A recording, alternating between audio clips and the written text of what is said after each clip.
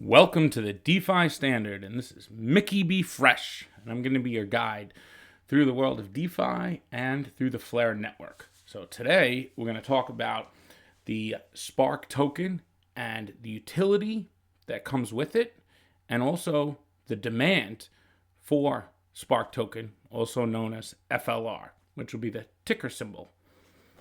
Now I'm going to go over to this diagram that I made. And this gives us a really good visual on what the use cases that come natively with the Spark token. Now, unlike a lot of other cryptocurrencies out there, for example, like Bitcoin, Ethereum, and even XRP, Spark comes with a governance vote and also an FTSO vote. Now, we're going to start with talking about the FTSO. With the FTSO vote, you're voting, you could vote directly if you're a signal provider to the FTSO Oracle. Now, the FTSO Oracle provides the price feeds for the FAsset applications. And the first set of applications for FAssets are the FAsset tokens. So your voting is providing a decentralized price feeds for these assets that are coming over. Now, that's just the first application. This video is going to be specifically on Spark.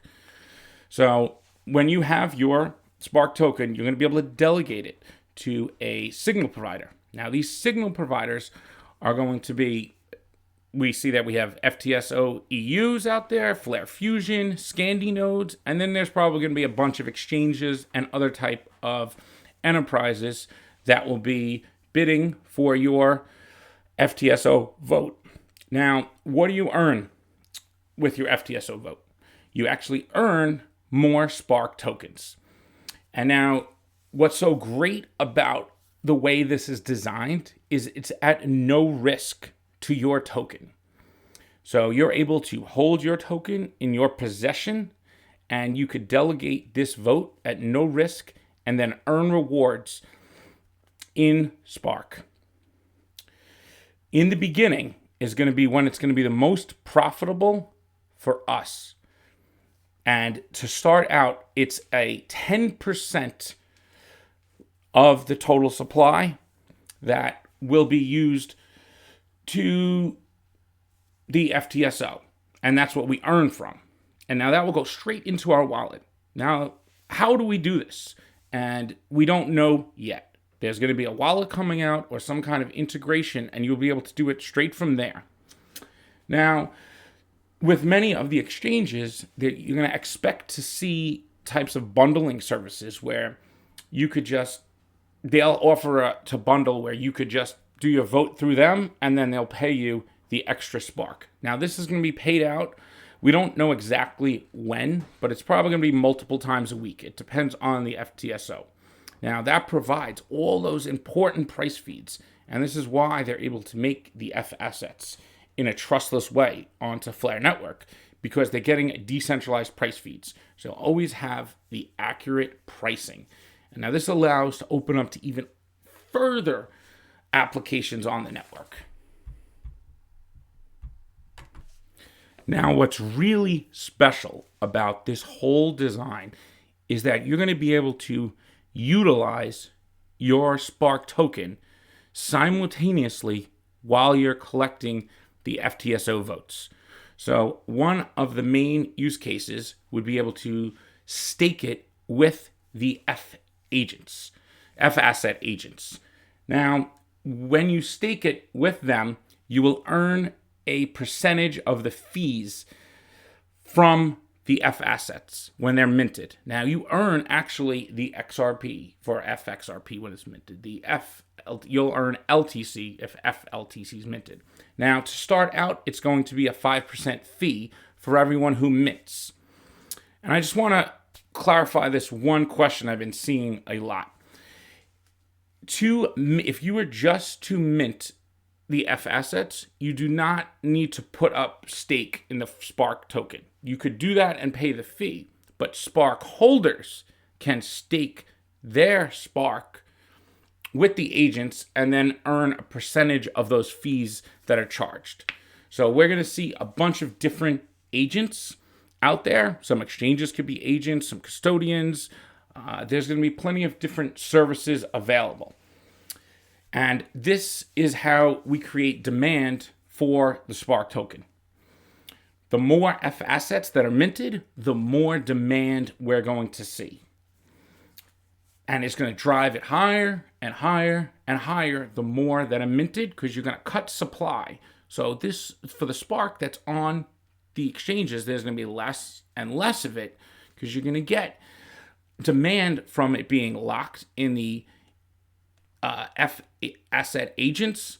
And then also, people are going to want to earn their compounding yield with the FTSO vote. So you're going to create this demand. So unlike a typical cryptos, like I was saying, XRP, BTC, and LTC, this comes with yield and then a use case right out the gate to earn 2 forms of yield just for having the token. And that's really going to spin that flywheel early on in the network and drive the demand.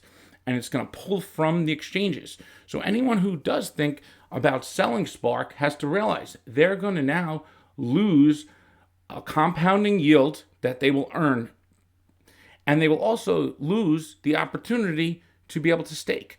Now, besides staking with the FAsset agents, you could use in any of the FLR Finance dApps. So you could use in the FLR X, you could use on the FLR Farm, FLR Loans. So there's going to be plenty of other options. So maybe you want to put some Spark in with the agents. Maybe you want to use some Spark here. But throughout all that, in most of the applications, you're going to be able to still earn those FTSO rewards and utilize your token in applications and whatever else is built on FLR. And there will be hundreds of applications in the future. Now, this is what makes it so much of a different and so much more powerful than, say, Ethereum or other proof-of-stake networks, where they're using that value to secure the network. Where on FLR network, you don't need that value to secure it. So now you could utilize it other ways. So building in a decentralized oracle is what's allowing FLR to have all these other applications built on it. So you're going to have that oracle system built into the network. So applications then in the future can utilize those decentralized price feeds. And that's very powerful. Now, for all the FAssets that are minted, 2.5 times the value needs to be put up as collateral. And that's going to be in the form of the Spark tokens.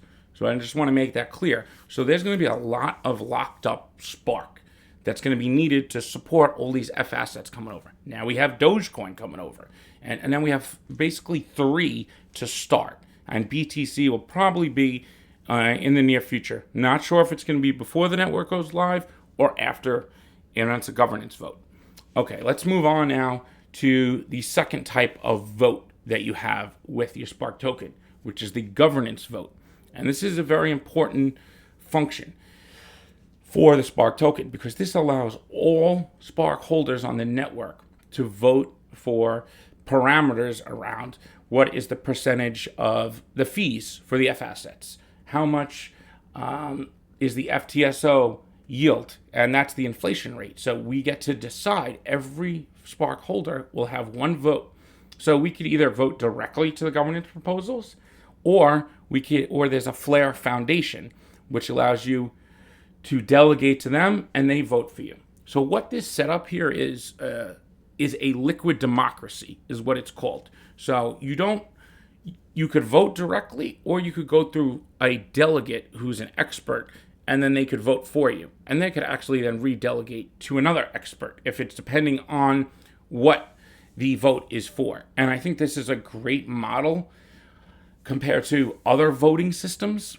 And the FLR Foundation is going to put out reports on different votes and why the parameters need to change. So we'll get factual information to make the best decision that we can for the information that we have. And it will be put forth in front of us. And you will still have your governance vote if your token is used in an application as well. And that's important to know. So you'll always be able to vote if it's utilized in any smart contract application, or at least most of them. All right, so now I'm going to flip over to this flow diagram. And it just gives us a little visual to show how the demand is coming in for Spark token. So as the price rises, these inflation wars are going to keep going. So we're transferring value to the people who participate. And those who don't participate are not getting the value transferred to them. And what this creates is a community economics. And this is a very powerful model. And it's only been in the last couple years that they've really dug into this, like the academics and the whole crypto economics that's going on here is different than just scarcity. Oh, it has a low supply, so it's going to go up in price. No, this actually has use cases. They come with yield, and by participating, you're making the network more robust by having these decentralized price feeds that now allow other applications to get built on them that utilize these price feeds, which is very important since that blockchain networks cannot interact with the outside world. By having this built in a decentralized way, it will really drive demand for more applications to be built. And we're going to see that with gaming, with Forte, and if in the blogs they describe a preamble for a collateralized deposition, for a stablecoin to be minted backed by the FAssets collateral. And that's very powerful because that could come over to the XRP ledger. And now that's really fresh. I mean, it doesn't get better than that. If we get a decentralized stablecoin backed by FXRP, FBTC, FLTC, that could run on FLR and then also come over to the XRP ledger's DEX and trade trustlessly with XRP. Because right now, you could only trade XRP as the trustless asset on the decentralized exchange. All the IOUs that are fiat there, you have to trust a gateway. With a decentralized stablecoin that could come over there, could trade against XRP, and now anyone can use that. And that's really going to be fresh. I'm Mickey B. Fresh, and I'm out.